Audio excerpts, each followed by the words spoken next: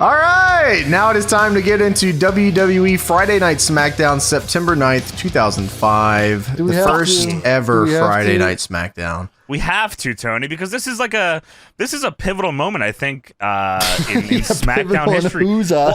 Well, Tony, a lot of people grew up and SmackDown was the Friday show. I mean, it is. I think, isn't it on Fridays now still? I think so. Friday. For a while, it wasn't. So, like, going to Fridays was big, and I think a lot of people grew up on this era, like Batista and this Undertaker on Friday nights. But before we talk about this just fucking unbelievable show, let's take a look at what was going on in the world of wrestling at the time with the Wrestling Observer newsletter. September 5th, 2005, Chris Jericho posted on his website that he was, in fact, leaving the WWE. He said he was mentally burned out and needed to recuperate both physically and especially mentally. Jericho caused quite a stir this past week when his website posted a photo of him under a TNA backdrop. I actually vividly remember that. I do. It was a big deal, yeah. It was huge, yeah. Making everyone think he was going to TNA. He took it down after one day, and Meltzer says, I'm guessing he was just having fun. TNA definitely has interest in him, and one could make a viable argument since he lives where they tape, thus no travel, and the easy schedule. Plus, he'd have a shot at being the top guy in the company. Yeah, dude, the Jericho TNA picture was like, oh shit. Like, TNA heads were fucking fired up. Hey, fuck you, WWE. We got Jericho over here. And then it was just like Fozzy did a song for a pay-per-view. I think it was cool, though. Yeah, it was good cool. Song. Enemy. Yeah, it's just funny. Like, yeah, Jericho here talking about being mentally burned out and he's taking time off, and now people are demanding that he does that today. Yeah, they're demanding that he be mentally fucking exhausted and take a break. Get the fuck out of here, man. Take a picture in front of a WWE backdrop now.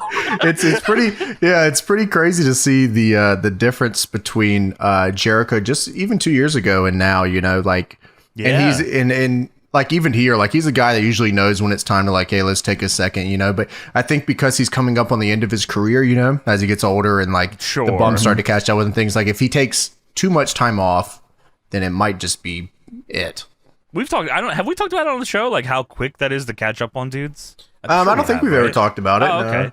Yeah, I mean, that's a scary thing. I don't know if people, you know, realize how, you know, you're going for so hard, so long that your body's just kind of like, oh, okay, this is what I do. You take, I don't know, 6 months off, a year off. I mean, you come back and you're fucked. You're not the same. Even if you don't have injuries, you're fucked. Just because your body, like, taking those bumps and being used to that is so crazy for your body to adjust to when you're not doing it, oddly enough. It's worse when you're not doing it.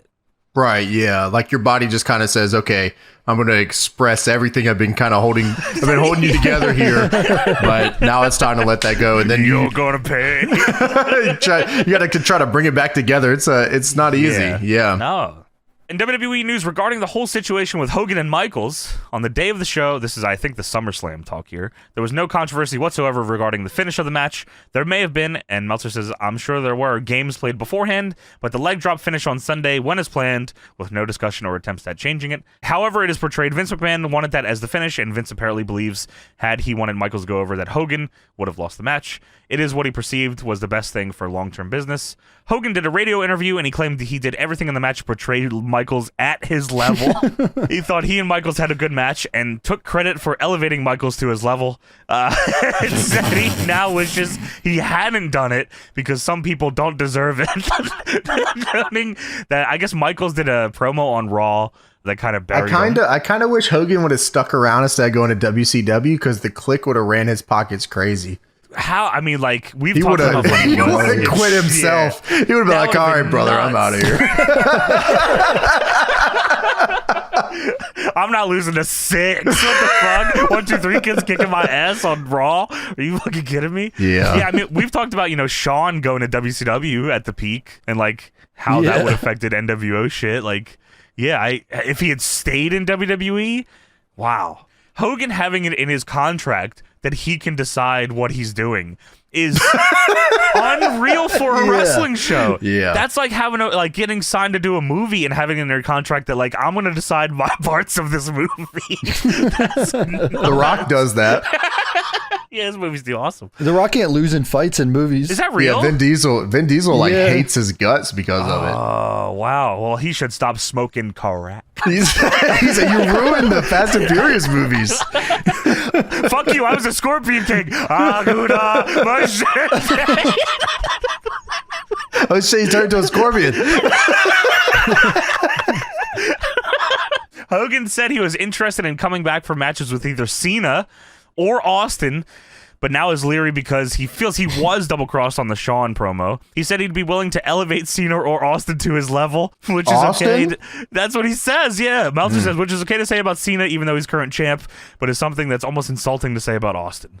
Yeah, he's gonna he brought Shawn up to his level. He regrets it, and now he wants to bring up these two young up-and-comers, John Cena and Stone Cold Steve Austin.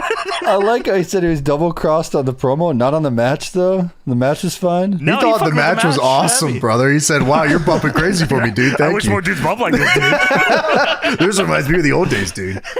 I probably would have liked King Kong Bundy more if he fucking bumped like this, dude. I wish there was a guy that was like a scorpion or something, brother.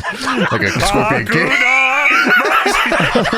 Oh, shit, dude. Oh, shit, brother. That guy's at my level, dude. He's on my level. From the Observer, September 12th, 2005, in WWE news, Daniel Puder was basically let go this past week. And Meltzer says, which wasn't a surprise because when Eugene beat Angle in the gold medal challenge, most saw that as a sign that Puder would be cut. I have no idea what that means. There's got to be context there that I'm missing. I don't know the link between Eugene and Daniel Puder. Meltzer says the story we got is it was more of a salary issue because he had a $250,000 4-year contract for winning Tough Enough. Only the first year, which ends in December, was guaranteed, and being cut now allows them to pay off his 90-day notice to coincide with the end of the year. Puder was offered a $750 per week developmental contract and a transfer to Atlanta if he wanted to stay. This is all crazy. He was not guaranteed all the money from winning the $1 million Tough Enough. Yeah, that's pretty nuts. He should go to TNA. He should. he goes there. I mean, he's I think we talked about it real recent where he's backstage at TNA. Yeah, we did. He doesn't do anything because he asked for $250,000 a year, and you have to do it for 4 years. He said someone's going to pay this off. Big John Gaburik, I know you're here. Dude. You were part of fucking Tough Enough. Big John Gaburik is too busy paying Bram $750,000 a year to re-sign 4 times. 4 times? It was $250,000 per signing. Shit's crazy, man. I don't know what's in Atlanta then. WCW. Yeah. Power plant. We're gonna give you $750 to go trade at the power plant. We're gonna give you $750 a week to live in Atlanta. And if you survive for 1 year, you could go to the main roster. Oh my. No, I quit. Let me go. Hell no, I'm going TNA. Apparently the decision to cut him was actually made when the last round of cuts were done and he was on the list, but Heyman, Dreamer, and Danny Davis went to bat for him because they felt he had him given time and was working hard. The decision was never rescinded, but since they had to pay him through the end of the year anyway, he stayed at OVW. The 3PW and Pro Wrestling Iron promotions were shut down this past week after money losses, but the former is now claiming it is still in existence. 3PW General Manager, I thought this said Mike Hawk, but it's Mike Hawes, first did an interview this past week saying the company had folded, and also badmouthed Chuck, quote-unquote, Rockin' Rebel Williams, and Brian, quote-unquote, Blue Meanie Heffron in the process. Then on 8:30, Hawes, Williams, and Heffron released a joint statement that the company wasn't closing. It was just hibernating. They would be returning late fall, by the way. 3PW was started by Blue Meanie and Jasmine St. Clair, but they split up business-wise, and St. Clair was forced out and received a settlement for being removed. From the Observer, September 19th, 2005, 3PW is back. Oh my. Let's go. GM Mike Hawes stated that the statement released on 8:30, signed by himself, Blue Meanie, and Rockin' Rebel, was only a proposed rough draft and was released to see if there was any interest. Oh, no, sorry, I read this fucking wrong. 3PW is now back dead. Ah, damn. Need an ambulance. Not for me. Yeah, sorry, 3PW's dead again. So they put out a thing saying they weren't dead just to see if there was anyone that cared. And then the statement the next morning stated that this can't be right. That y'all Richard miss me? Who want me? The statement the next morning stated that Richard McDonald has had 2 eye surgeries and is going through a divorce and thus couldn't fund 3PW. Then, after releasing that statement, which included a childish dig at Jasmine St. Clair that they may run shows several months down the line, but more likely on the West Coast, Blue Meanie said he hasn't even talked with Hollis since June and doesn't want to be a part of any of this publicity. Rest in peace, 3P-Dub. Couple more things here. CM Punk has just reported to OVW. It's time. Oh, wow. Meltzer says, for those wanting to say I told you so, as if there was any mystery this would happen, Punk was buried on his Heat appearance backstage, in particular by Triple H, Shawn Michaels, and Michael Hayes. The line on him was that he didn't know how to get over, and that the way he wrestles is like he's doing a simulated wrestling match and not working a real match. Wow. Okay. But that's like, I mean, the stories of Triple H burying him is legendary. That's like lifelong. Yeah, right. Yeah. Like, that's why it's such a big surprise they're working together now. Yeah, it legit was like up until maybe 6 months ago that there was ever anything Triple H said good about him. Yeah, like legit. Dude, I was just watching the Punk return and I was like, wow, this is like the coolest fucking thing of all time. Which one? The AEW one? Yeah. Yeah, I agree. It was like the coolest thing ever. I still get goosebumps watching it. It's like, this is like... I liked his crazy. AEW stuff. I did too. I liked it a lot. Fucking run, man. I actually am very sad that ended. He did a lot of good work with a lot of their guys. Like, it was fun. Yeah, it was very cool. Even the stuff near the end with like Starks and fucking... That's what I was saying. That's what I'm thinking. Like Starks and like MJF and like, yeah, like those guys got a lot of stock off of that. Yeah, man. And the Eddie Kingston. I mean, like, yeah, I don't know if there was anything he did that I didn't like, actually. What'd you think of the Vampire Warrior? You remember that? Golden Vampire? Dude, okay. Dude, I thought the Golden Vampire was awesome because I'm pretty... That was like a indie thing. Like, Golden Vampire was like a dude in IWA Mid-South. So I was like, oh, fuck. I actually... In the SVR games with my buddy Blake, we would make the Golden Vampire. Oh, that's cool. So I was like super fired up about it. That's awesome. Speaking of video games, boys, last note here. The latest WWE backstage change is that the wrestlers are no longer allowed to play video games backstage. Good. Damn it. Finally. Yeah. I don't know how long that lasts because they're was like fucking up their matches. That's what Undertaker said. This game sucks. Why are our matches sucking? It's got to be the video games. How could Paul Burchill get any better like this? But that is it for the Observer portion of this. Now let's talk about the first Friday Night SmackDown, September 9th, 2005.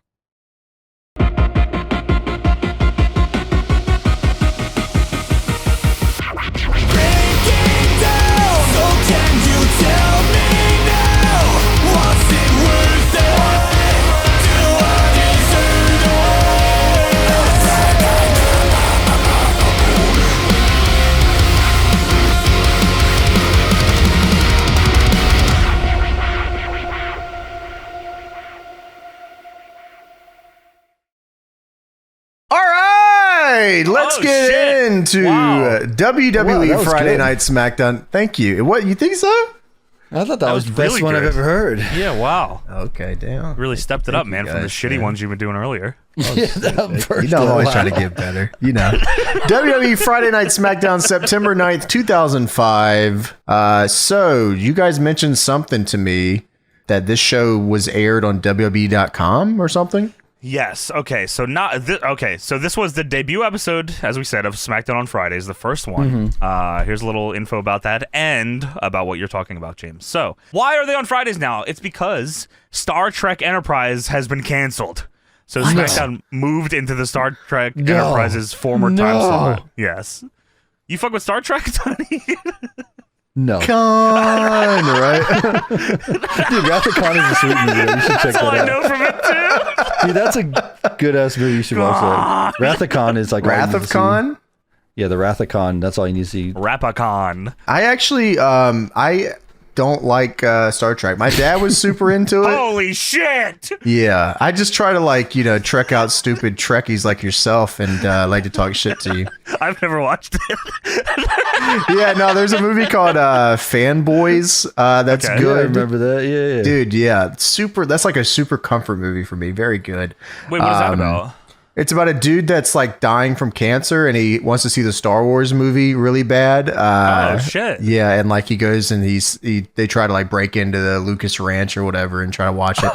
But yeah, like Seth Rogen is the like one of the main villain guys, and he's a super Star Trek guy. So they try to fuck with this guy the whole movie. Anyways, that's awesome. Yeah, great movie. And anytime I think about Star Trek, I think about that movie. Well, it's been canceled now, James. So fucking good. Thanks a lot. I mean, yeah. Well, you know, the villain lost and the good guy won in the end. So well, now you get SmackDown on Friday. So are you upset about this now? I'm almost done with WWE around this point. So. I mean, I definitely stopped watching SmackDown as much when it moved to Fridays. I don't know why. Yeah, me too. I ain't gonna watch it on Friday. No way, bro. When I was young, yeah, I was like, yeah, no way. Yeah, I got video games on Friday night. I was going to say, not like I was doing anything. You know what I mean? No. You know, if the dude's asked to go out or something, I'd go out. But most of the time, I was just playing or doing something else. I was definitely home. You have to leave your Fridays open. You know, you never know what the possibilities could be. Yeah, you could be doing something. You know, I can't pencil in SmackDown for that. I can't pencil in this shitty tape show. I'm not watching this. Yeah, no way.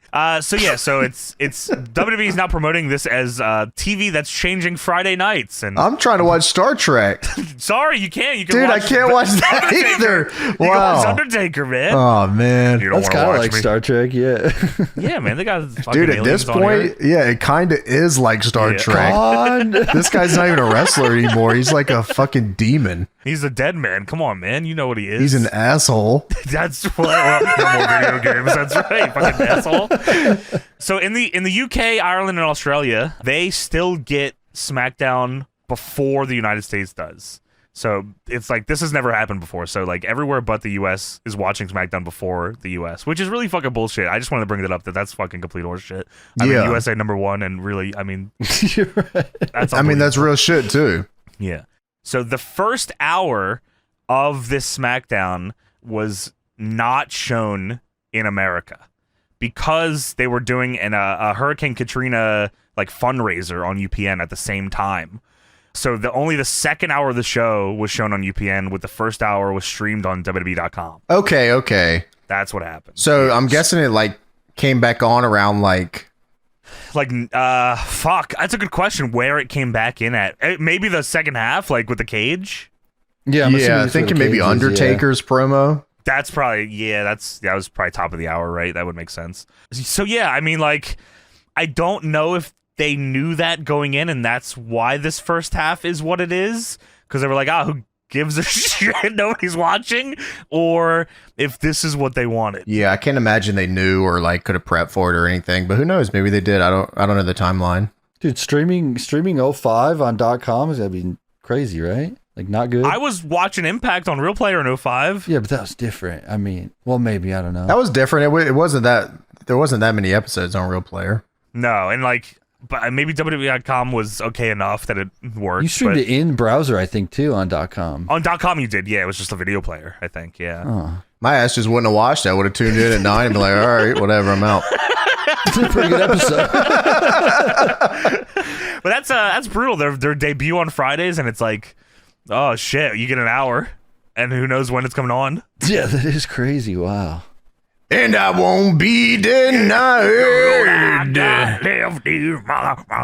And I will rise up. Oh, you forgot about. Oh yeah, of course. Attitude, WWE. Dude, I won't be denied. The Undertaker eyes. That's all I remember. Dude, I love this intro. I really do. Heidenreich yelling is funny. Yeah, the intro's in front of the Street Fighter training set. Dude, yeah, Heidenreich yelling is beast. Heidenreich yelling also comes out of the LOD doing the Doomsday device, and of course LOD is Animal and Heidenreich. Yeah, we'll talk about them here in a minute. Tonight on SmackDown, Rey Mysterio versus Eddie Guerrero in a steel cage match. Ooh. We have Chris Benoit versus Orlando Jordan in a U.S. Championship match. Ooh. And we have Batista versus JBL in a World Heavyweight Championship bull rope match. So they loaded the shit out of this show. Yeah, that sounds like a recipe for disaster. Just doing a bunch of like high profile gimmick matches all in a row on a taped show. Sounds like not a great idea. No. But I'm interested to see how it turns out. So let's and the commentary is dubbed so much on this show. I don't know if it's, again, because of the changes that they had to make or what happened here, but this Cole intro to the show is the least enthusiastic I've ever heard Michael Cole in my life. Did they do all the commentary in post for all the SmackDowns in this era, or just this one? I don't think so, because they were at ringside. You think they just had them ringside just to like have them there, and then no, I don't. Something must have fucking happened, is what I think. I think maybe they just did a shitty job. Yeah, I could imagine. We're doing the whole thing, do everything over. Sucks. So there's definitely been times where like, I swear on some programs they have them ringside and they're like looking down at the table or whatever, like happened. Not talking. But no, in my mind, I think something just got fucked up here. I don't know if maybe they like fucking just kept saying Thursday Night SmackDown or something. And, you're doing it all over, fucking bitch. Or what it was, but a lot of this feels dubbed. Yeah, not only dubbed, it's a tape show, so they're piping in some crazy noise for every one of these matches. It's actually pretty insufferable to watch. Well, thankfully, there's one match where they don't, and it's the debuting Paul Burchill. He has real heat on this. What the fuck? Dude, laughing at? And so does Animal and Heidenreich, which they are just... Dude, Road Warrior Pop, for real. Yeah, massive stars. It is a real thing. It is real. It is here tonight in Atlanta. They passed down the Road Warrior Pop here tonight. It's Heidenreich. That's awesome. Fuck yeah. So we got Eminem versus Road Warrior Animal and Heidenreich here, tag team title match to kick off the show. What they are. They're the Legion of Doom. Why are you disrespecting them? I'm sorry about that. Yeah, the Legion of Doom pop they get when they come out. It's very good. Why is Heidenreich not Road Warrior Heidenreich? He didn't get that name. Didn't get passed down. He said, "Hell no, you ain't getting that name. No way. You're on the Legion of Doom, not a Road Warrior." Make sure you understand that, bitch. So Eminem makes their entrance for this, and I have been reminded of this exact moment that this is a piped-in crowd noise era. They come out. No. Like, can't be true. It can't be true. This is they the might first as well time have turned this. Dude, Tony, yeah, it's nuts. They might as well have turned every air conditioner on in the building. Dude, it's nuts. Yeah, I bet it was so silent in this room. God. Wait, you tell me Eminem just got crazy heat here? They're the number one contenders in the tag titles. Fucking they got the biggest heat, bro. I wonder if they lose to Heidenreich. They lost the titles to Heidenreich like 2 months ago. Dude, it's weird to hear him say Mercury, Nitro, and Melina, like full name on the nameplate. I don't usually Yeah, it is hear kind that. of weird. They and Melina does the splits entrance, but they don't show the split. Which Okay, is like fucking bullshit. They really. definitely have like altered this footage, all of it. Okay, all of it. Because when I was fucking growing up, this was a big deal. This was a huge deal. It was a big fucking deal. It was like, let the pigeons loose. Come on, you gotta have Tony, it. and like we've watched a bunch of these now. I haven't seen it once. Dude, it's the same thing with the letting the pigeons loose. It's like Taz doesn't even ever say it. He doesn't do it. Dude, I swear he was always saying let the pigeons loose. And Melina's ass, they had the camera lodged in there with a huge stick. Mandela effect. Yeah, man. Going on here. Yeah, she was getting a colonoscopy. What you know what I'm fucking saying? Yeah, man. Yeah. So they've changed that because I swear, unless my brain is telling me something different. It could be a Friday Night SmackDown change. You can't show. You think Palmer Cannon said no way? Palmer Cannon said no. Dude, no way. Melina, I swear to God, every shot when I was watching WWE back then was her ass. I thought so too, man. Dude, it probably happened once. You just remembered it forever. I just never forgot it. Yeah.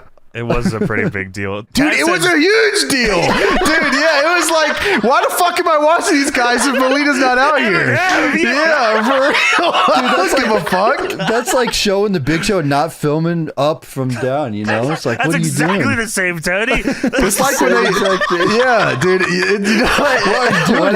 Whatever I was going to say, fuck it, you're right, Tony. That's exactly right. Yeah. No, yeah, you're right. Taz says Melina is hotter than Monster in the Godzilla movie. All right, man, we're in Atlanta. Good line. So, Road Warrior Pop. Yeah, it's massive, Tony. They're very over. Taz says, "Oh, Road Warrior Hawk is up in the heavens. He would be proud of Heidenreich, brother." Dude.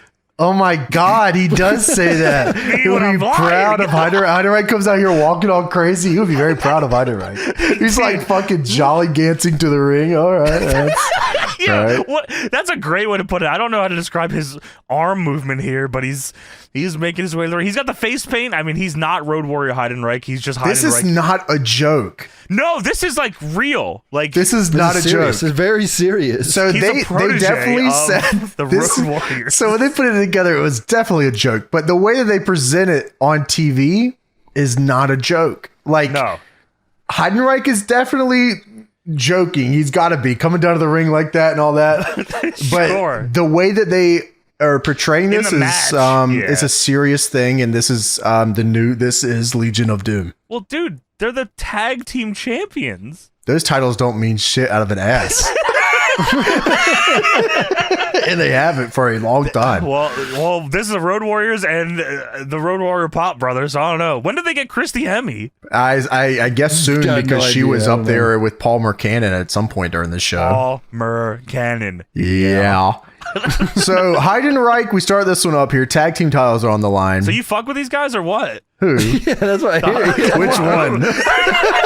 Which team here? The Legion of Doom, the legendary WWE all tag right. team champions. So I had mentioned this in passing before we started. So I have a lot of like irrational hate for like random teams, like the Nasty Boys, right? Like I have like I don't know why, but my brain goes irrational. I know what you're talking about. Yeah, that's a like justified. That's very rational. Well, you know, like give or take one or two, but irrational would be like the Heartthrobs. I don't know why you don't like them. Yeah, the Heartthrobs are one of them. The Bashams. The Basham brothers. I think this entire era of guys I hate. Dude, James hates the Basham so much. I don't even know how they came up at DPW. We're in the back during the show, and James is like, yeah, fucking Basham Yeah, so for some reason, like I see these guys and my brain goes, I'm not fucking watching this shit. Like that's what my brain immediately goes is I'm not fucking watching this, because like it's super irrational, but for some reason there's some teams that I just see them and I go, that's enough for me. That's enough for me. Yeah, right. Like this is like you're making a mockery of this once great sport. Now, how can you say that about the Legion of Doom? What the fuck? These are the tag champions. Heidenreich's got the face paint. He's got the dap from Hawk in Heaven. I mean, what more do you want? How did he get the dap? You just gave it to him. He's up there. Oh, I love Heidenreich. So, Heidenreich and Animal, they hit a double back elbow, and Heidenreich immediately says, huh? That's what I'm talking about, brother. Dude, they must have said like, hey man, you got to be like big and angry out there. So Heidenreich is just like huffing and puffing, looking nervous and just yelling random shit. Dude, you're going home today. He's channeling his inner tribal chief here, trying to. Oh my god, yeah, he's a CHW backyarder here, Tony. Yeah, hell yeah. So Heidenreich grabs both of these dudes by their hair and lifts them up and slams them to the mat. That was awesome. Looked awesome. It was in sync. It was very, very cool. And yeah, so Heidenreich kicks both of their asses, and then he drags one of them over to the LOD corner and says, Joe! And tags out to Animal. Animal's shoot name is Joe. That's what I'm talking about, brother. You eat big chocolate bars, you asshole. You can't say that. You don't get to call me Joe. Joe. So Melina gets on the apron and Heidenreich walks over there and says, you need to get off the apron. Fuck off. And then Nitro literally jumps from the mat over the rope to the floor, over the top rope, and jaw jacks Heidenreich on the top rope. It looked like he jumped over Heidenreich's head. It was so impressive. So Cole says, holy shit, man, this is crazy. So this is a show for babies. Cole says... That's why they took the Melina part out. Yeah, you're right. Cole says, you know the celebration of those Hollywood types Eminem, if they could pull this one off tonight, they would be down in the underground partying all night long. Taz says, I'm sure I'll be there. You know, I go to parties all over the I'm high. Yo, I'm always ripping. You know parties. You know how it is. And then Cole says, yeah, they're going to hang out with Paris Hilton and Keanu Reeves. Oh, my fucking God, dude. Yeah, you know, all the stars are here. Yeah, dude, it is so crazy. So this is even worse. So Mercury now has a headlock on Heidenreich because they took over the match, and Cole says, "Now remember, guys, this happened because of Melina's interference earlier." Dude, yeah, I know. I know. Was it during commercial? Did we miss it? Yeah, what the fuck? Yeah. Jesus. I was watching this. I'm like, wow, they're like totally explaining this is the craziest spoon feeding. Did you guys know these guys are from Hollywood and they hang out with all these guys? Heidenreich is a descendant of Hawk in heaven. Okay. Dude, I promise you, Road Warrior Hawk is not watching Friday Night SmackDown. No fucking way, man. So Heidenreich presses Mercury off the top rope and makes the hot tag. His fucking face paint juice is all over the ring now, by the way. Dude, yeah, his eyes fell off in the ring. It's all over. So Animal hits his comeback or his hot tag, whatever you want to call it. It's a shoulder tackle, hair whip, belly to back, clothesline in the corner. Dude, and dude, the way he sets this up takes forever. I thought he was going for some crazy fucking ultra Eminem move. Eminem are in like opposing corners, and I'm like, oh shit, they're like, he's about to cook something crazy here, and then they just clothesline one of them out of the ring. Well, yeah, what happened here? Yeah, he like grabbed one and was like, oh shit, this isn't the right guy. And he grabbed the other one. Which M were you? Yeah, who is this?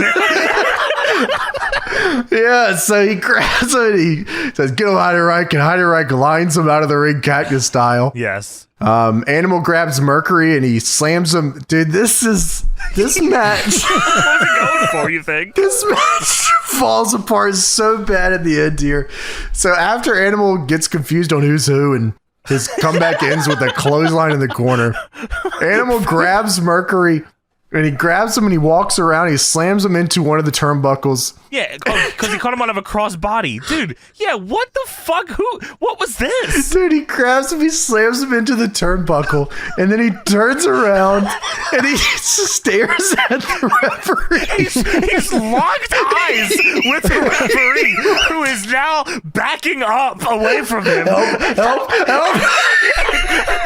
He's like, he had aimbot on, like, he couldn't just get off of his sights here. He runs into the corner and squishes the ref. Dude, he stares at the ref and then runs at him with the dude. Oh, shit. Oh, man. Why were you standing there? Why were you there? Get out of the corner. Hawk and Evans looking down at this. What the hell? What the fuck?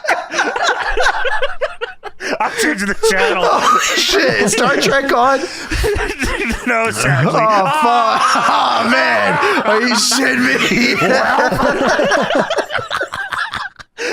Yeah, dude, locking eyes with the ref. It wasn't even like a full sprint. He had to like hobble over to the corner and squish the ref. Dude, and the way that he hits him in the turnbuckle and then turns around and then looks for the ref. He was about to go to the other turnbuckle, but he finds the ref and bumps him.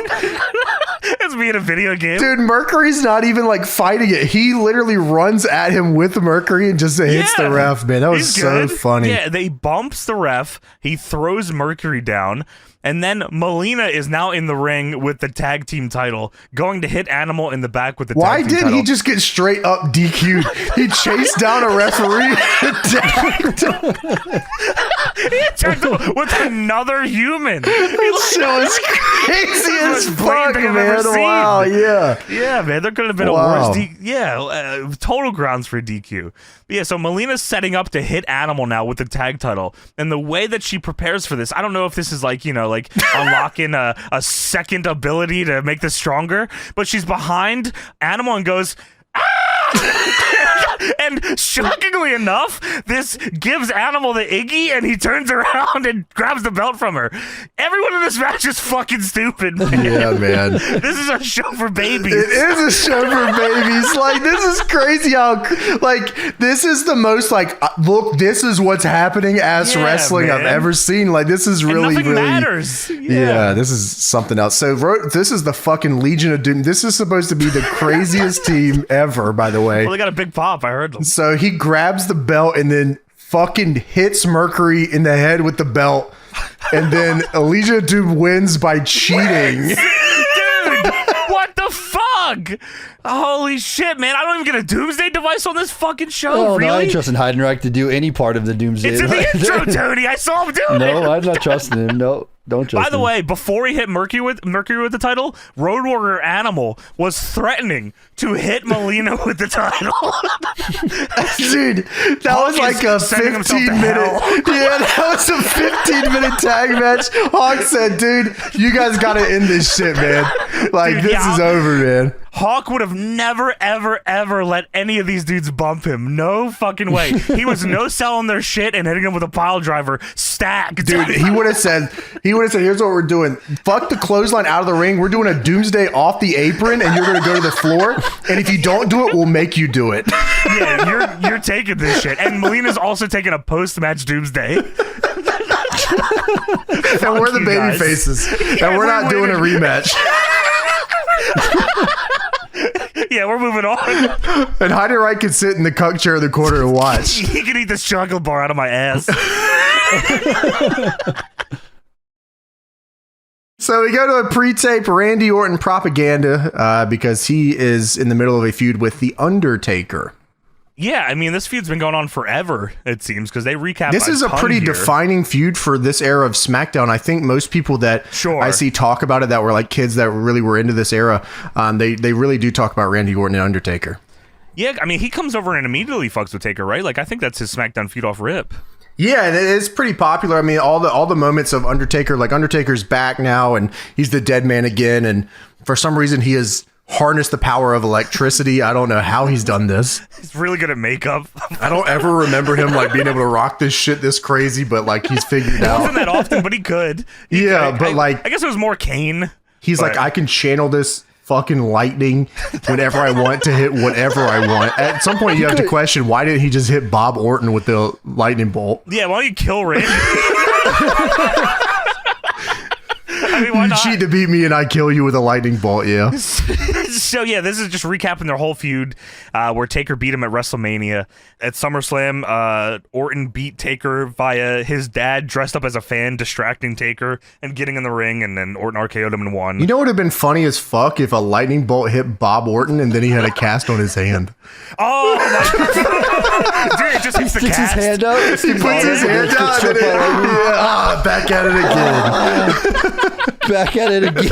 Wah, wah, wah, wah, wah. So Orton and his dad have signed a WWE Undertaker compilation DVD and put it on. Yes, Tombstone. Yes, that was a good what was it? DVD, A 10 years of Taker DVD or something? It was just matches, I think. It was all his worst matches. And moments. It's easy to find. Yeah, apparently there's a lot of them. We don't say that. We don't say that, but we've heard and seen a lot of people say that. That's what it says on the back of the DVD. I don't know. Yeah. The worst of Taker's 7-disc set, all of his matches. From his debut right now. And segment. All the promos. Yeah, they're putting it up for auction, signed by Orton and his dad on WWE.com, and the proceeds will go to the Undertaker's retirement fund.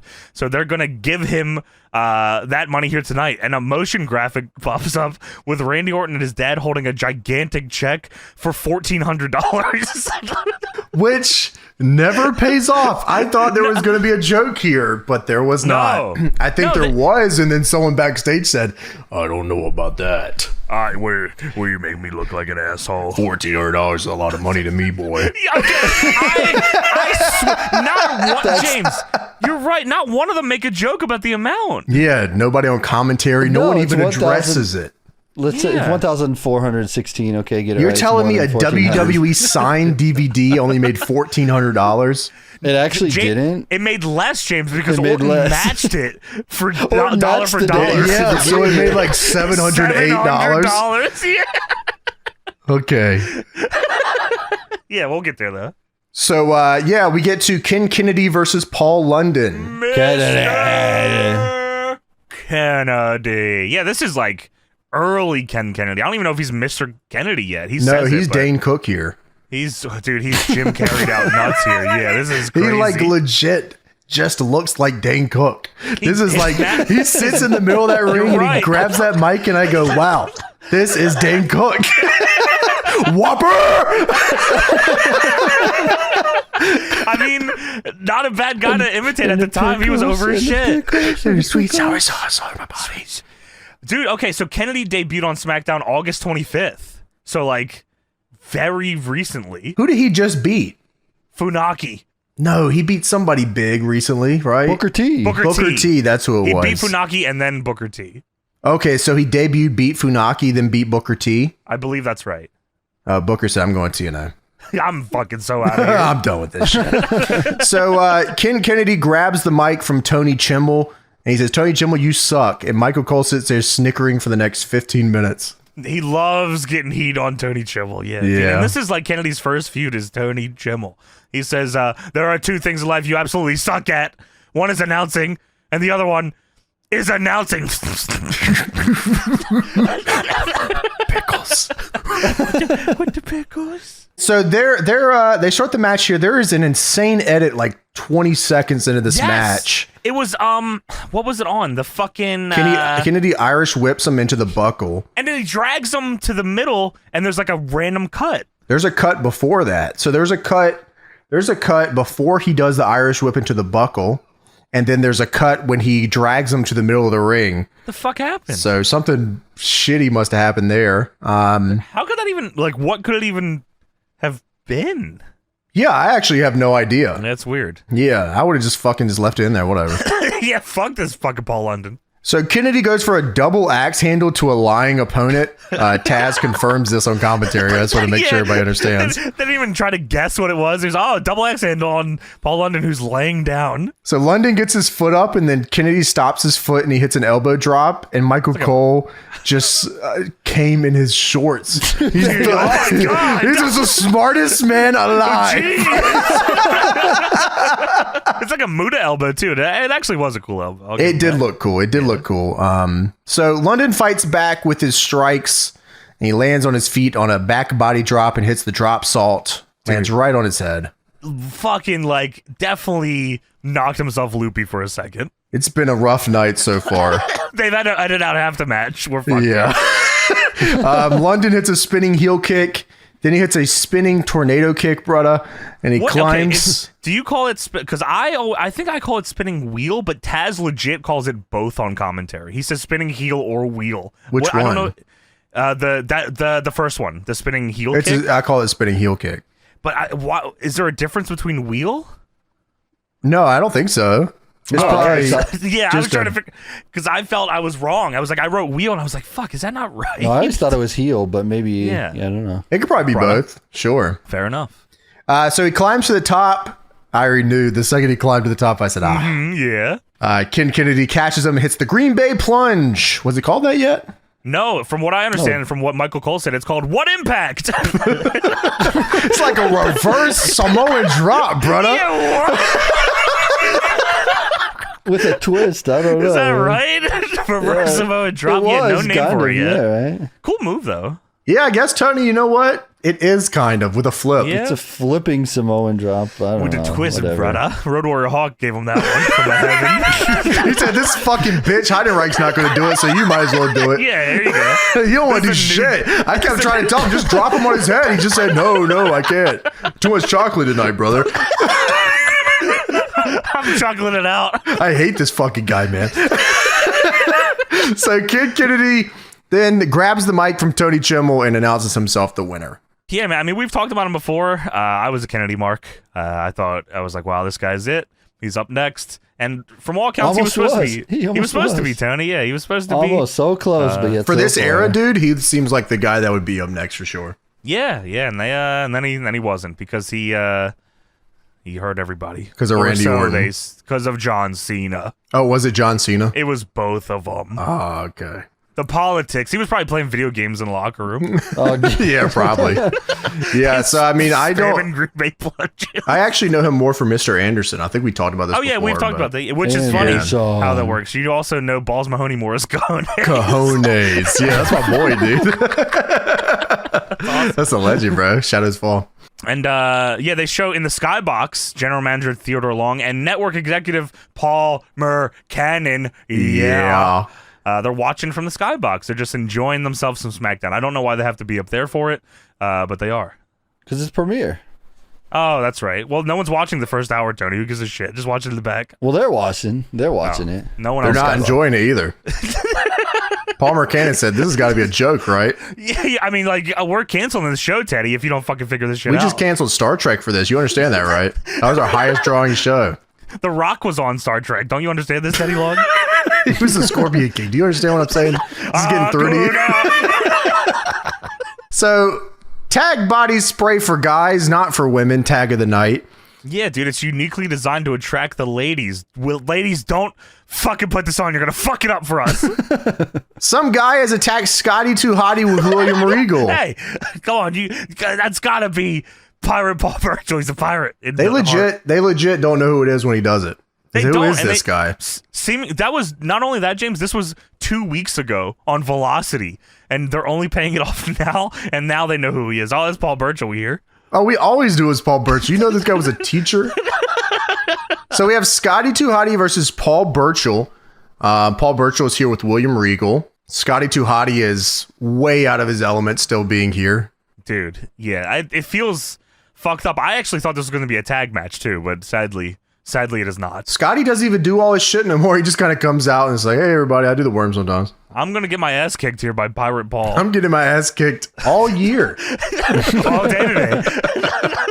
So Paul Burchill comes out here in his little outfit. He's huge. I'll give him that much. He's huge. I mean, this is Drew McIntyre. Wow. You're right. Yeah, he looks exactly the same as him. He's Yeah, big. Maybe not as right. tall as Drew, but like he's fucking big. He looks like Von Wagner. You guys remember that guy? W.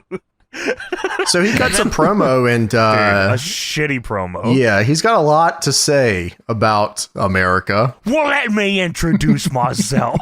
My name is Paul Burchill. Oh, okay.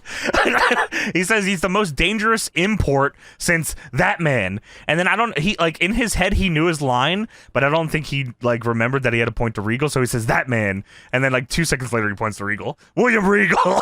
You know that dude drank piss on TV. Dude, hell yeah. He was dangerous as shit when he did it too. Yes, he did. Yeah, wow. And Burchill says, when he asked me to come to WWE to watch his back, he promised me people to maim and hurt. So far, I've not been disappointed. Ha ha ha. I said, oh, I hate this fucking guy. They should make him fuck his sister now. I will. That's a fucking good idea. Burchill says, when I was in England, I used to hurt people for my own pleasure. Now I do it for money. And believe me, I'm enjoying my job. Oh my God! How do you have so much time to talk? Last week you found out exactly what Paul Burchill's about. You tiptoe dancing tiptoe. I don't know what fucking word he said. Yeah, tiptoe dancing. That's right. Was it tiptoe? He didn't even really tiptoe. dance. No, he must have watched like old tapes. He was watching 99 Scotty. I thought you were here with the hip hop. Where's the one with the R's? Ours. Did you know I'm from the UK? I used to be a teacher. We used to drink piss every day in the UK. And we liked Still do. And now I get paid for it. And I enjoy it. So, yeah, of course, we got some wide open seats on hard cam for this one. Everyone very excited. You tell me they didn't. You tell me Paul Burchill came out and they left. Is that right? Yeah, they just got up and said, "Yep, that's enough of that. I'm out of here." All right. Well, they spent all their energy on the Road Warrior pop earlier. So yeah, expended a lot of energy on that. Yeah, they gotta bring it back. Oh yeah, so yeah, but he was working his arm. The whole story is that I think Burchill fucked his arm up when he ran in on Velocity, right? Yeah, so, right. like, He's using the Fujiwara arm bar. Yes, that's right. He's still hurt from the arm injury. Didn't seem like it. No, he was fine. I guess maybe he was because he didn't do the dance. He can't dance with his arm. He took away the soul of Scotty Too Hottie. He doesn't want to dance anymore. His arm. Damn. Scotty goes, he can't do the wave thing with his arm. Oh, he can't do the who. Yeah. So Scotty goes for the worm, but Burchill trips him and punches him in the stomach. That was a crazy counter. It was. Yeah, it was actually pretty cool. So Paul Burchill hits the shoulder breaker and then the Fujiwara armbar, and Scotty taps out. Dude, Burchell cheesed like throwing me in the ring post like fucking 3 times here. I said, hey, you can't just cheese this. And yes, I can. He loaded him up, and it was like, oh shit, here it comes. And it was just a shoulder breaker. I said, oh wow, fuck this dude, for real. Yeah, shoulder breaker Fujiwara, that's it. Scotty's done. You think he gets his revenge?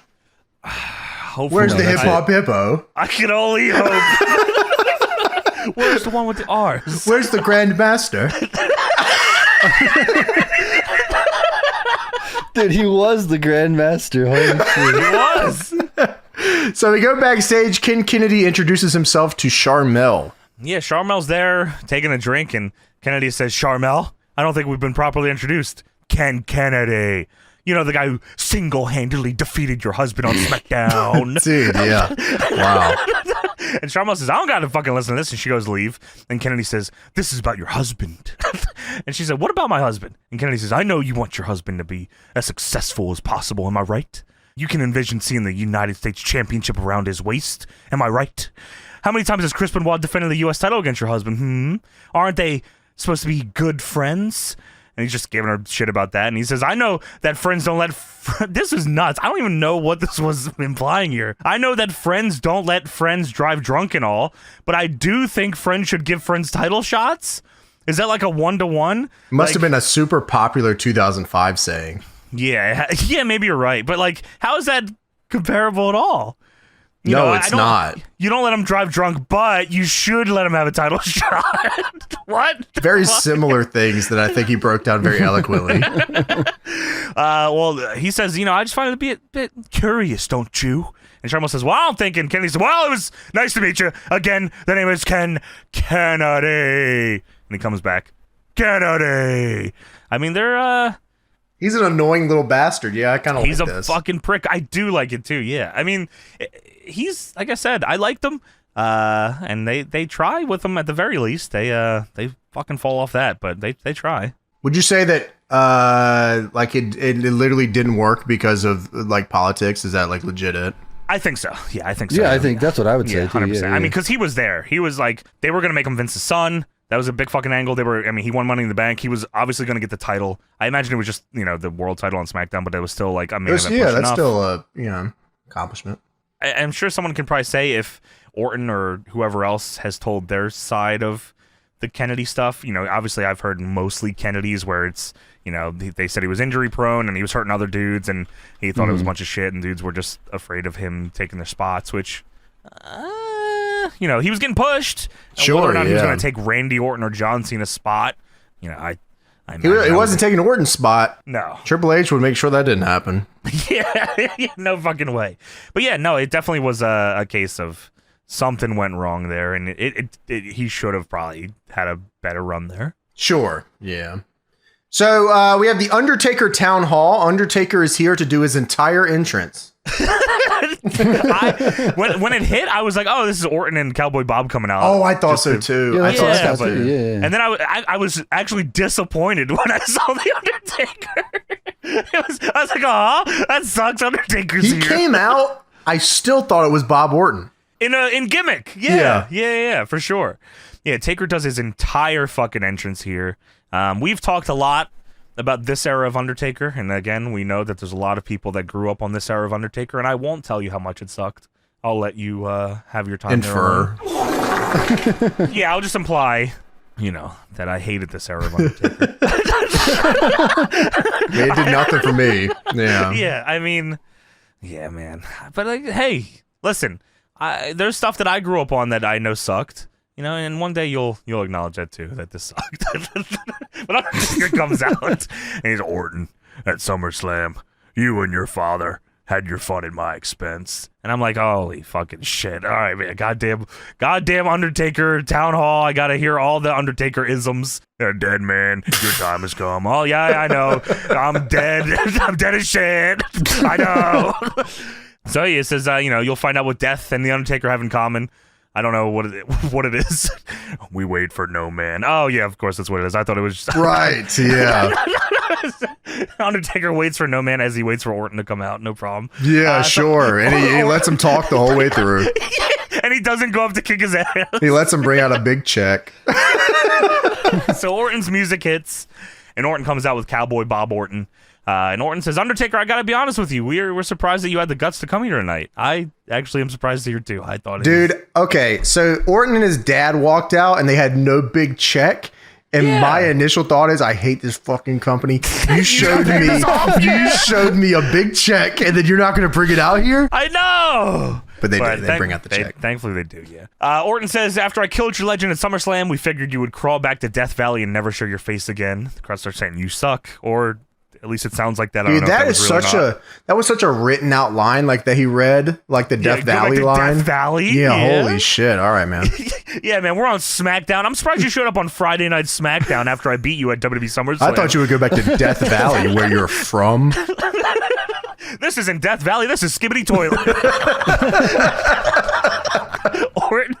Orton says, I'm a man of my word. My father raised me to do so, and seeing as you're here today, I will do as I said. I have a gift to present to you. If I can get some help from the back, please bring out Undertaker's gift. And they, as James talked about, they bring out the big ass check, and it's on a stand. It's a big. I mean, and listen. I love me a big ass check. I love big checks. Awesome. That was good. That is awesome. What a good gimmick. Big check. Write a check that your ass can't cash. Oh shit! In Death Valley, Great American Bash, where I'm from. Dude, you know what was weird is that this big check was on a stand that was hooked up to a tiny propane tank. That's kind of weird. Wait, really? I didn't see that. What the fuck? Yeah, there's a little black propane tank in the middle. Yeah, that's funny as shit, Tony. Like, you know those little ones that you go camping with. You know what I mean? Propane. Brand propane. I use charcoal like a man. That's what we use in Death Valley. Propane's for video it's game not players. Skibbity Toilet. It's Death Valley. Bitch. That's funny as shit. Dude, I would have loved it a lot more. I legit didn't like see that, Tony. That's awesome. Yeah, good eye, Tony. Good eye. Little black propane tank underneath. I was like, that's a weird stand. They tried to hide it, but they couldn't. Orton says they signed a copy of the Undertaker DVD and put it on auction on WWE.com to raise funds for Undertaker's retirement. And Orton says he matched dollar for dollar the amount they raised. And then Orton takes a Sharpie from his dad and signs the big-ass check. And he presents him his retirement fund in the amount of $1,416. Uh-huh. So he matched it dollar for dollar, so they only raised $700 right. for the Undertaker's retirement fund. The whole time I was like, oh, wow, that's very funny. That like this is a small amount of money. Dude, Orton's got to say something, right? Like, oh, we couldn't raise that much money. Sorry, you're worthless. No one likes you, so you're not worth any more than this amount of money. You're only worth $700. Yeah, like I had to match it because no one fucks with you. You're an old bum, and this is how your life's gonna be. You're $1,400, and you're gonna like it. None of that is said. It's not implied by Orton. It's not implied by the commentators. No one makes a deal out of this being only $1,400. And listen, I would love $1,400. That's the whole joke. It's only $1,400. Yeah. Yes. And fucking Orton says, if you want it, come get it. So now it is implied that Undertaker is going to go fight to get $1,400. Dude.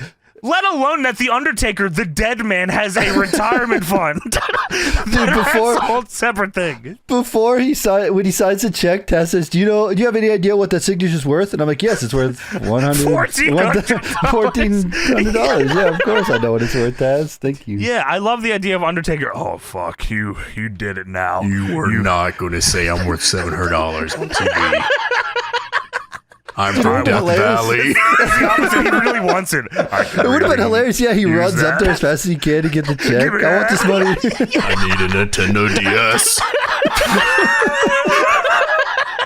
So Undertaker's eyes roll in the back of his head.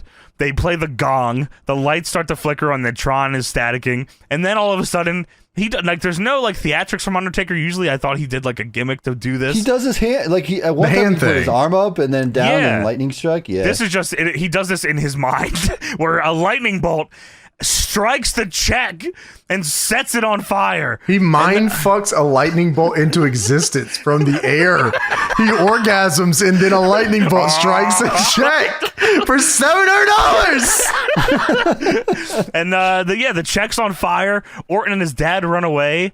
Anyway, steel cage match up next. Yeah, what the fuck? Are we not going to talk about Taz has nothing to say? They don't talk about this the rest of the night, I don't think. Taz until, always has something to say. Yeah, nothing. Like, oh, fuck. Yeah, oh my God, a lightning bolt just struck the building. Help! Inside the building. Yeah, fuck. There's a roof. Yeah, and like, this is nuts. This whole thing is absurd. I'll tell you this Undertaker made for some great SmackDown versus Raw storylines.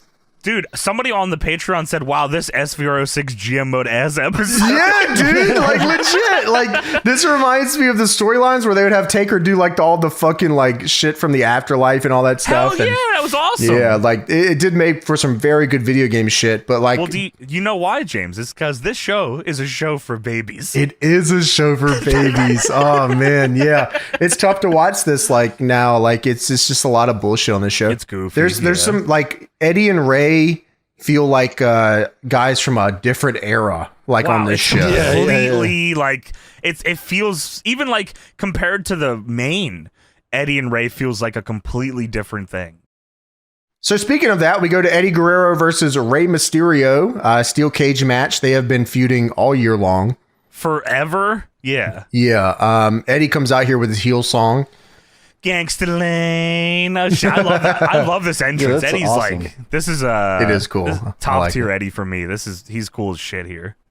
He's big. He's massive. Yeah, he's huge. Like even with the shirt on, he looks crazy. He's bursting out of this shirt. Yeah, and I love his mean mug. Prick. He's such he's got such a good facial like heel thing going on. It's emotionless, but it's full of emotion. I can't explain it. Teddy Long, Paul Mercannon, Stacy Keibler, and Christy Hemme are watching now. Huh. Are we on TV now, I guess?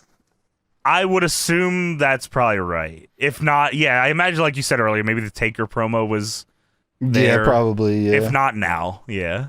So Ray beat Eddie at Mania, and then Eddie became obsessed with beating Ray. Because they were tag champs together, and then they had like I don't know if it was like a friendly competition at Mania or what it was, but it seems like it broke down from there. Eddie and Ray had a match at the Great American Bash where Dominic Mysterio was revealed to be adopted and was really Eddie's kid. No. Which is crazy.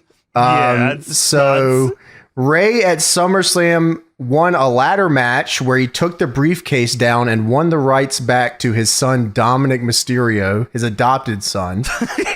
We have watched that. I don't know if we watched that whole show or if we watched just that match. I don't remember. If you explain this storyline to a normal person, they would look at you like you're fucking insane. Anyways, who's that jumping out of the sky? Ray lost custody to his child that he adopted, so he had to win it back in a ladder match? Yes. All right. And he did it. And Dom was on TV playing the PSP. Yeah, and now he's a tag champion on Raw or something. Yeah, that's crazy. I mean, like, crazy. They totally have retconned that. He's not his adopted son anymore. Or maybe his brother. Yeah, what's the deal with that? Someone's got to give me some news on that. Macho probably knows that. Yeah, Macho definitely knows. We have to get him. So they start this match by just fucking throwing punches at each other. Obviously, this is the final match of their rivalry here for the year. Ray trips Eddie into the ropes and realizes he can't do the 619 because the cage is there, which is pretty funny. Eddie turns around and gives him such a shitty grin. He's like, he can't get it. Yeah, he did. It zoomed in on his face too. He's like, oh, you can't do the 619, huh? Yeah. This is the point where Taz does the watch out line. Watch out. Yeah, I love that. He can't do the 619. He can't do it. Eddie launches Ray overhead. He lands on the top rope and then climbs to the top very quickly. Eddie has to chase him down. Big pop for that. Now they're just throwing punches sitting on top of the cage, both of them. Yeah, these guys have faced each other so many times. I thought, like, especially for the end of a feud, that this would get... I thought this was going to get bloody as fuck. I legit thought, like, okay, that's why in my brain I was like, oh, okay, this felt like they were holding back. Like, I was watching this and like, they did some cool shit, but I was like, oh, they're holding back. Like, this is... There definitely wasn't that one, like, holy fuck thing. Like...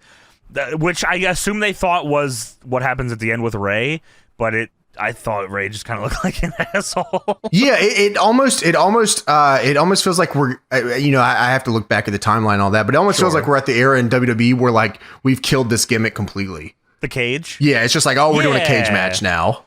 That's and it's probably like, okay. right. Yeah. I mean, like, blood is probably ixnayed here soon anyway. Right. And it kills a lot of shit. You know what I mean? Sure. Especially like when you have like a big blow off like this, like someone's got to bleed, man. Like, yeah, I mean, like you see a cage, you see a Hell in a Cell. I mean, how are you not bleeding? What the fuck is the cage for then? This thing's not dangerous enough to cut somebody? Yeah, when it went from fucking like offensive to defensive, just. So Ray hits a headbutt and Eddie dangles off the side for a little bit here. Whoa. Falls off. Yeah. They both come back in. Ray hits a drop kick with them walking on the top rope, which sends Eddie into the corner of the cage, and he falls off the top. Yeah, it was pretty cool. I agree. Eddie hits a DDT, and two dudes in the front row stand up and start shouting and fist pumping. Let's go. DDT is fucking back.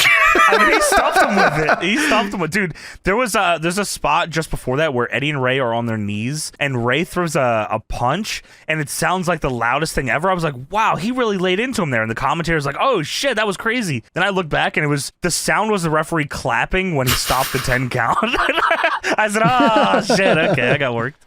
So Eddie tries to escape out the front door, but Ray grabs him and pulls him back in. Ray tries to climb over, but Eddie grabs him into a power bomb on the top rope, but Ray Ranas him off the top rope. Again, that was fucking cool. Ray is grabbing his knee, his surgically repaired knee. Ray climbs to the top of the cage. Dude, also Taz tries to give him like that's his knee. He's got a lot of surgeries on that knee. Fuck it. Yeah, whatever. Ray climbs to the top of the cage, not like the tip top, but like where the actual cage stops. He's sitting on it. Yeah. So there's like the truss that holds the cage, and then there's the top of the actual cage. Right. So he like puts his feet on the cage, and he goes for a crossbody, but misses and lands on the mat. Yeah, like that was. The weird. Camera shot was awful. That is such a crazy bump to take, and like just go to the wide shot. Why the fuck is there a cut in between him jumping? It makes it look like it's a shorter distance. They show like an underneath shot that they had the whole time, by the way, on a tape show, by the way, and they show this shot, and it's crazy that he's just like floating through the air. Like that is such a insane bump to take, where it just the cut between it made it look like he didn't go anywhere. It just looked like another missed move. I was like, oh man, come on, no one with a vision back there said, hey, go to the wide shot. We got 90 cameras. It's taped. We have like 5 days to figure this out. Literally anybody sees this. And like, yeah, to your point, like Ray doing this at the end of the match when he's already been at the very top of the cage trying to leave, and now he decides like it's crossbody time when his leg hurts. He's like, oh, I gotta do this now. No, you don't. You can just finish what you're doing before. Which is, like I said, I think you have to think about it in that sense where it's like if Ray would have just done it one time, let's say that was the one time he went, where like Eddie's the one trying to escape because he has to beat Ray. He has to. By any means. Yeah, right. But Ray doesn't the match psychology is that Ray doesn't really care. He beat him. He's got everything that he's ever wanted from beating this guy. Matches, he got his kid back. Yeah. Like, they even explain on commentary, they're like, Eddie Guerrero has nothing to lose. He has nothing to lose. There's literally nothing that can happen in this match. Where if he lost again, it wouldn't matter. It's just another loss to Rey Mysterio. Yeah, right. Who cares? I'm going to fight you again until I beat you. Right? And like, giving it to me. Ray's like, I'm going to get the fuck out of here. I'm beating you again. I'm beating you again. Yeah. I was like, wow, they got like it just felt all over the place with what they were trying to tell. Not that like, everything was still well done in the match. All the moves and shit were cool. And I will always enjoy watching Ray and Eddie wrestle. But I'll watch it all the time. Yeah. Of course, we're nitpicking a little, but it's like it is like in the context of this is the end. Like I don't think they wrestle each other again after this. It's like, oh well, you guys look insane here. Yeah, right. Like oh shit. All right. Yeah. So Eddie walks out the door, but stops on the steps. Then he walks back in. And he frog splashes Ray to win the match by pinfall instead of walking out, which is a pivotal Eddie moment in this angle where like he could have taken. It's almost shittier because he could have taken it and his fucking best friend Rey Mysterio's knee is fucked. from a high risk movie he just took, and he could have just left. It wasn't that bad. Yeah, the camera shot didn't look. He just barely jumped. I don't even know. Dude, honestly, I had to go back to. I was like, what kept Ray down forever? And then like that wasn't that bad. He jumped off the cage. He jumped face first on the mat from 10 feet in the air. Yeah, so he walking back in and just saying, "All right, I'm pinning you with my move. Fuck I gotta pin you. I'm gonna get my pinfall by any means." His fucking best friend's laying there with his knee, my fucking surgically repaired knee. He's like, "I'm in the frog splash, bitch." And then he gets in his face after the match. He's like, "That's right, bitch. I beat you. I beat you." He is talking fuck so you, man. Hey, he's fuck talking you. so much shit. He mounts him and fucking smashes his head. I did it! Yeah, that was awesome. Yeah, that was good. I like the end shot of the match here. It is. I mean, it's fucking crazy though. He's like 3 months or whatever. It's like, oh, that's it. Yeah, wow, it's pretty crazy to think about. Weird. It's weird watching this because the first thing I thought when he walked out, I said, "Damn, like." He's got another run or 5 coming here. Like this is should be the world champion. This Eddie Guerrero. Yeah. When he came out and like he was in the "I'm Your Poppy" shirt and shit. Yes. And like, yeah, I got kind of sad. I was like, damn, I already know like where this is going. And like, I don't like thinking like that. But I love that era of Eddie so much. I actually can't believe that Eddie wasn't world champion. He didn't have a top heel run with the world title. Yeah, I guess he didn't really get the chance. No. I imagine that's where he was going. It had to have been eventually, right? Like, why the fuck not? Yeah. I mean, they were trying hard to push Batista as the new face of SmackDown, I think, at the time. Well, Friday just got drafted, right, to SmackDown this year. Something like that. Yeah, so that's right. I think that's what they were going for there. But like, he would have been a great foil to Batista for a long time, I imagine. Yeah, sure. WWE definitely like.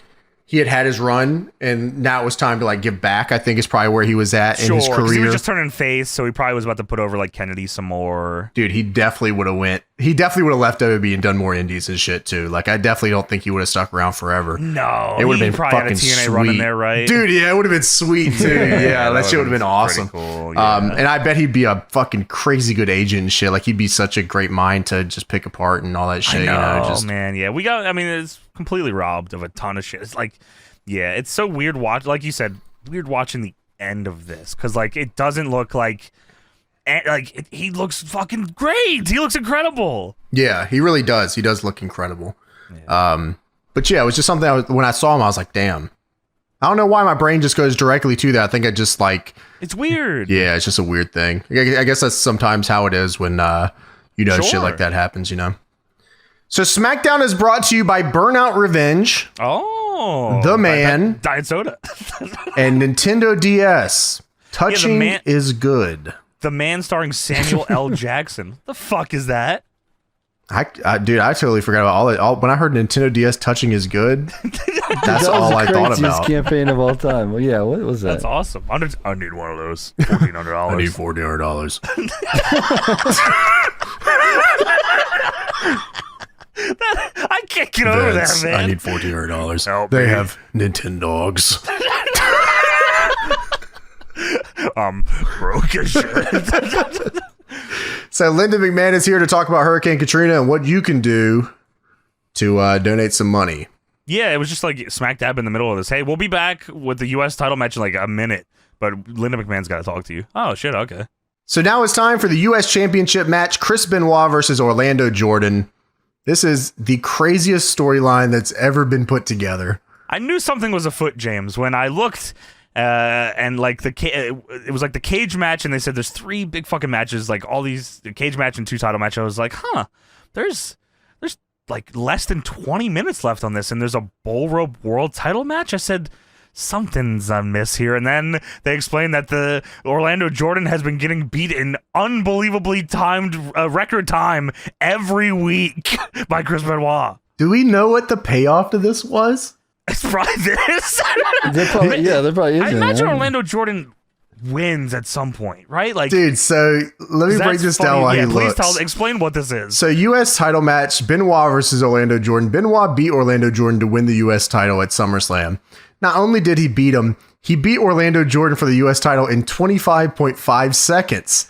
Well, because Orlando Jordan's whole thing is that he was going to knock out Benoit in record time. And there was a timer on the screen for all these matches, but what it turns out is that Benoit was actually beating him in record time. The crowd went nuts at SummerSlam. Benoit had a huge fire up. I was like, holy shit. He beat him in 25 seconds. Like, that was pretty sick. Cool. And they said, wow, that was awesome. Let's keep doing it. Yeah, I was like, oh, what's next? What's next? So last week on SmackDown, Benoit beat Orlando Jordan in 23.4 seconds. I said, oh, okay. Interesting. And then I started looking at the clock on how much time was left on the show, and I said, uh-oh, this dude's about to get cooked. Dude, yeah, he's fucked. So Orlando Jordan says backstage that he beat Benoit at the Great American Bash, which was a long time ago, and he will do it again tonight. Of course. Benoit's got the Monster Energy tights on. That is crazy. You're right. It is, yeah. Orlando Jordan cheap punches Chris Benoit to start this match to try to knock him out. Benoit kicks out of it, and then he gets the crossface on and wins at 22.5 seconds. Dude, yeah, he did knock him out, and Benoit was able to still get out and still win. He kicked out of his shit. Fuck you. Dude, by the way, yeah, Orlando, I was looking at this, so I didn't get to talk about this Orlando Jordan promo before. Orlando said, I told the world I'm fast with my hands, light on my feet, easy on the eyes, and easy in the seat. What the fuck does that mean? And I like feet. I'll take a big sheet. What does that mean? Easy in the seat? Like, you should be in the crowd, you mark? Is that what that means? Yeah, I actually don't know. Is he supposed to be like Muhammad Ali or something? I assumed it was, but so maybe someone smarter than me knows what easy in the seat means. Unless it means easy to watch. I don't know. So, yeah, Orlando Jordan loses in 22 seconds. Then the following SmackDown, Christian and Orlando Jordan beat Booker T and Benoit. And then the following SmackDown, Chris Benoit beats Orlando Jordan for the U.S. title in 50 seconds. And then there's a 4-way at No Mercy for the title where Benoit beats Booker T, Christian, and Orlando Jordan. How does Orlando Jordan get a title shot? Oh, well then, James, the week after, the SmackDown after the pay-per-view, Chris Benoit beats Orlando Jordan in 4 minutes for the U.S. title. Yeah, and then that's the end of that, I think. The real payoff is him squirting the juice all over him. Simply the greatest. Wow. I'll never, ever forget that. I'll never, ever forget that. That's seared into my brain. Yeah, like, at the time, it was, it probably still should be buried, but that's a TNA moment to me. That's crazy. Yeah, like, I'll never think of caution tape the same ever again. Tony, I swear to God that Eric Bischoff said that this is what he wanted to do at WWE, but they wouldn't let him do it. So that's right. He did fucking say that. They just let him do it here. He would have done that. Yeah. Yeah, that's nuts. He couldn't touch WWE's Goldust with a long stick. Not many can. Not many can, James. So we get a Batista propaganda video. Dude, yeah, check out this sick ass dude. He's awesome. So it's a bull rope match for the World Heavyweight Championship. Teddy Long and Paul Mercannon intro this match, and then also say next week it's going to be Randy Orton versus The Undertaker. Yeah, they're in the skybox now just talking to the camera and saying this. And Teddy Long says, we're creating history. We're going to have this fucking match next week with legend killer Randy Orton against the legendary Undertaker. And Paul Mercannon says, and that is TV that is changing Friday nights. Yeah, dude, I'm changing the channel every Friday. I'm looking for Star Trek. Fuck you. So JBL had a great bull rope match with Eddie Guerrero that we watched, I believe, on Patreon. Yeah, that's Great American Bash 04. Horrible fucking show. Either that or we watched that match specifically. I think it was that's the Undertaker Dudley's fucking show. All right, that was horrible. That match, Undertaker and the Dudley, should go down as one of the worst matches ever. So Batista comes out here in the white trunks. Big ass pyro. This place is going nuts. JBL goes and smacks a turnbuckle here at the beginning of this one, which turns the light green. And Batista pulls on the rope and stops him. This is just to set the stage so the live crowd can understand what the hell this match is and what's going on here. Yeah, what are these fucking lights for? So JBL tries to touch another one, but Batista stops him and then pulls him in for a line. Batista then drags JBL around and hits 3 lights, but JBL hits a clothesline, which waves all the lights off. Fuck! doing this type of match after a cage match seems really hard. Really, really tough. I can only assume that it was because, again, Batista's the guy. He's got to be positioning, at the end of the show. And the world title, right? Like it has to be just, the perception is this guy has to be the main event. So JBL hits Batista with the cowbell and then touches 3 corners. But Batista pulls him down and waves the lights again.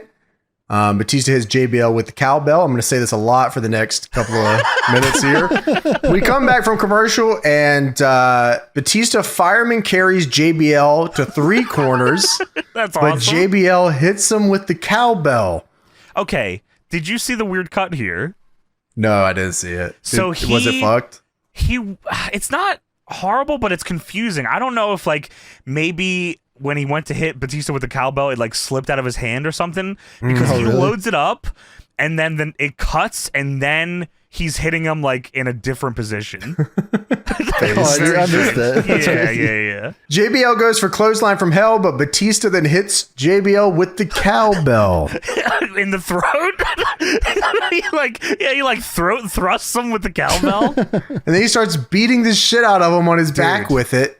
And the cowbell somehow actually ends up going around JBL's body as he's swinging it and then hits him in the head. Yeah, it swings around his chest. He's on all fours and it stabs him in the face and busts him open. Right in the nose, I think. I think it breaks his nose or something. I don't think they were supposed to get color here. No, I don't think so either. See, what he was trying to do here was hit the cowbell on the canvas so it makes a noise. So it made the noise, yeah, exactly. Yeah, but then he ran around the front on the shoulder and then came and hit him right in the nose and busted his nose open. That was awesome. Yeah, dude, that was awesome. Crazy bad luck. It's brutal. Batista then hits the Batista bomb. Oh my, that's cool yells. The oh my bomb. Oh my watch bomb. Watch out. Batista then chokes JBL and himself, I guess. He's struggling crazy here. Them to set up this spot was the most insane. How can we get it so they could both touch the turnbuckles? Yeah, Batista is trying to hang JBL back to back off of his back so he can carry him, but the rope gets all crazy messed up and it just looks like Batista is wrapping the rope about both of their necks. Dude, it has this shot of Batista walking towards the turnbuckle and he's like dude, you're the one doing this.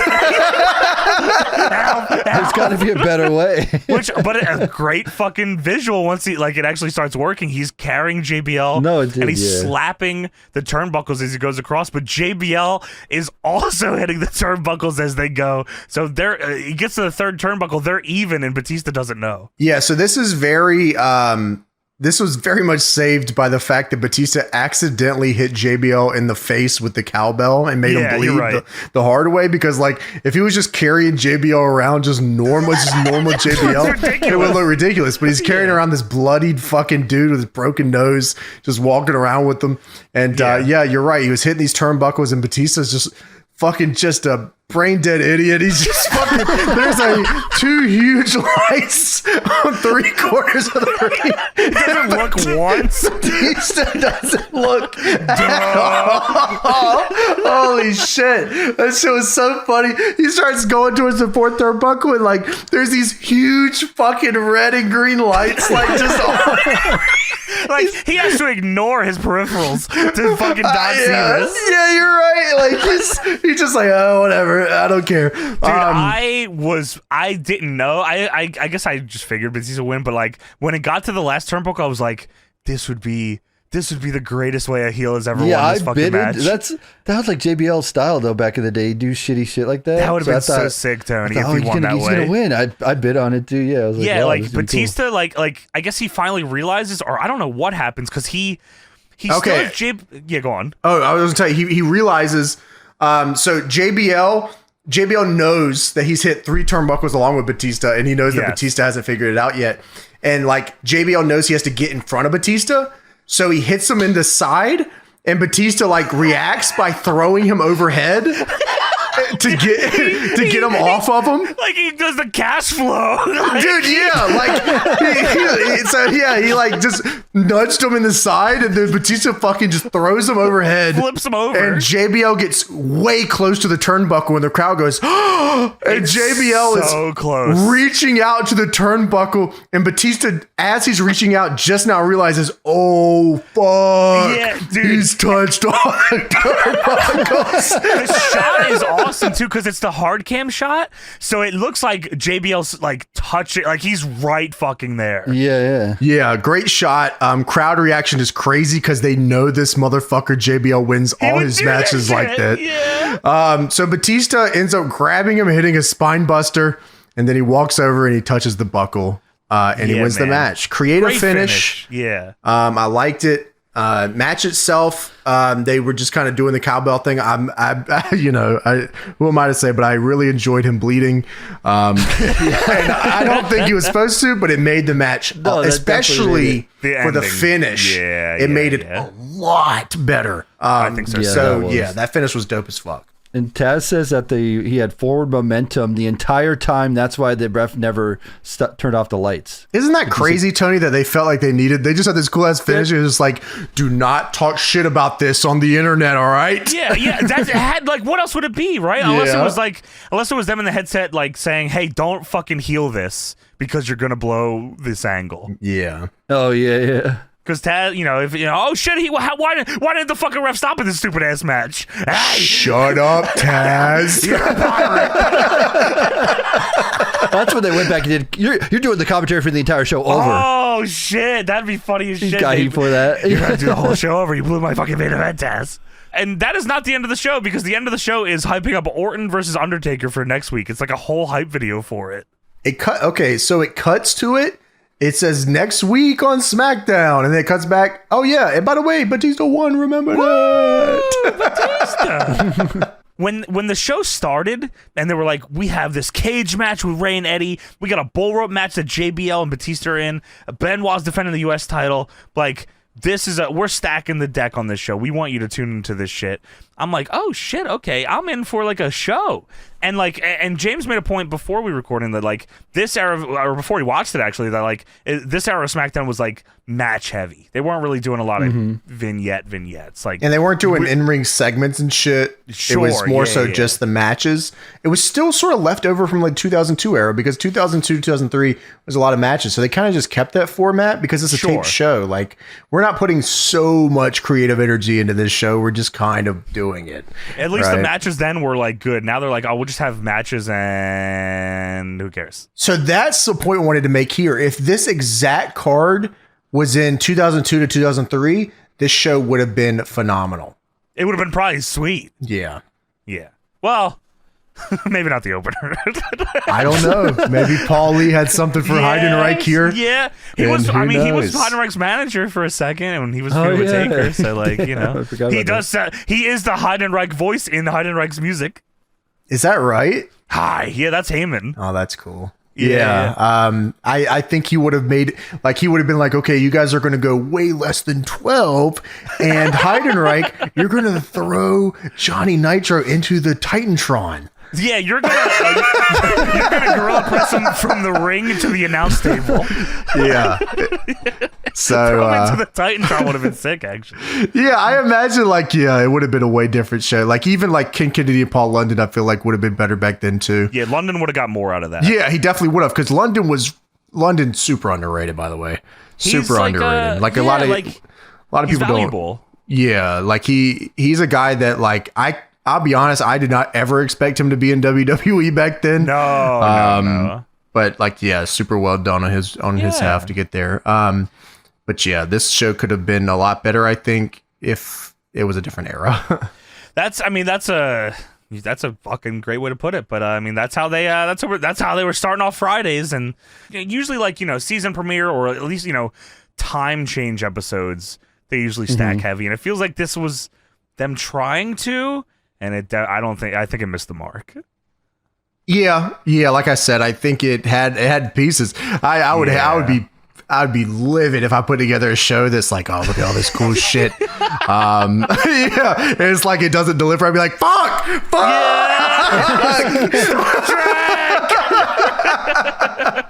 It's tough. But there you go. That was WWE Friday Night SmackDown, September 9, 2005, the first Friday Night SmackDown, and that is it for our show.